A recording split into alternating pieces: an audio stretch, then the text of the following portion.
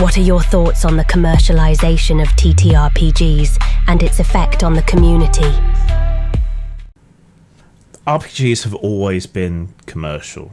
They've always been low art, right? Or even craft, you could say.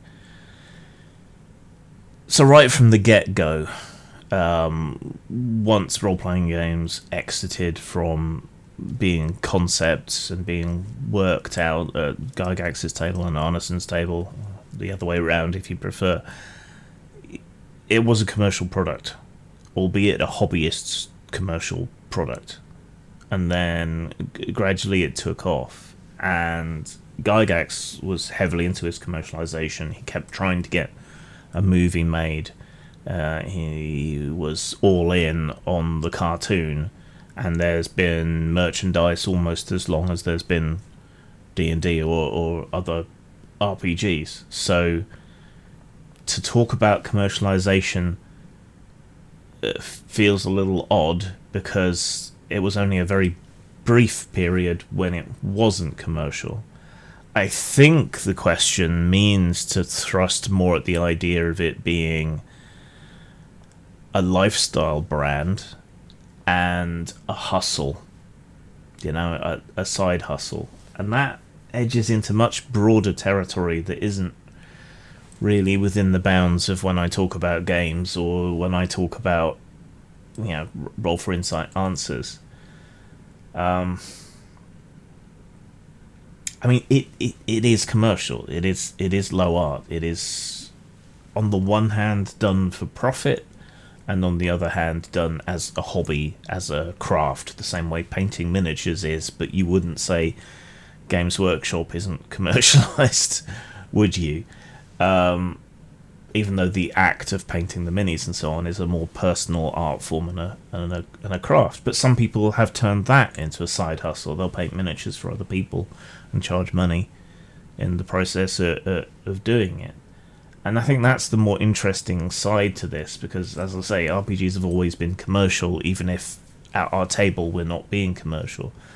But there is this immense pressure everywhere in society right now to make your hobbies pay, to turn them into a side hustle.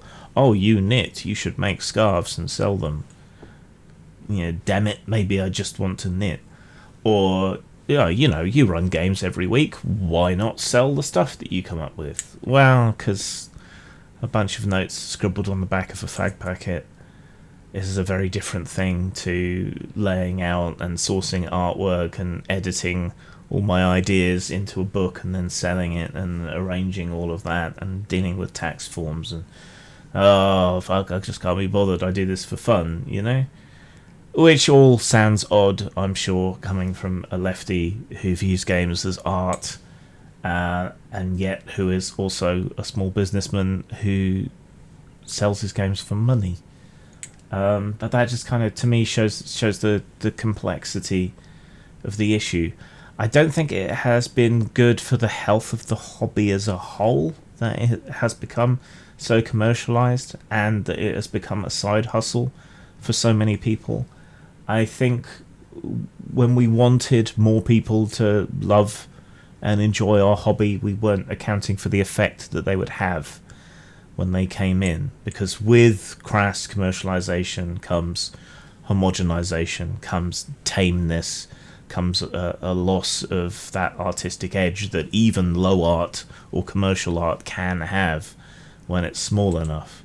But if we are seeing a contraction, a rejection of that whole-scale commercialization, that can be good for the artistic side of the hobby. It can be good for anyone who isn't D&D, but we'll have to see how it all goes. But I think the effect of commercialization is mostly felt not through beholder hats, t-shirts, Crocs with little tags hanging off them. That stuff's kind of ephemeral. It will always be there to an extent. It will come and it will go. I think the more corrosive side of commercialization is the fact that every hobby we have now needs to pay. Right? That we never get any downtime to spend on our hobbies as hobbies without that pressure constantly there. You're not being productive, you're not making money. And it's that side of things that I think is more long-term damaging than Critical Role or a D&D movie or a Carrion Crawler sleeping bag or Owlbear beard oil. So that's where I would put my concern if I were you and you were me.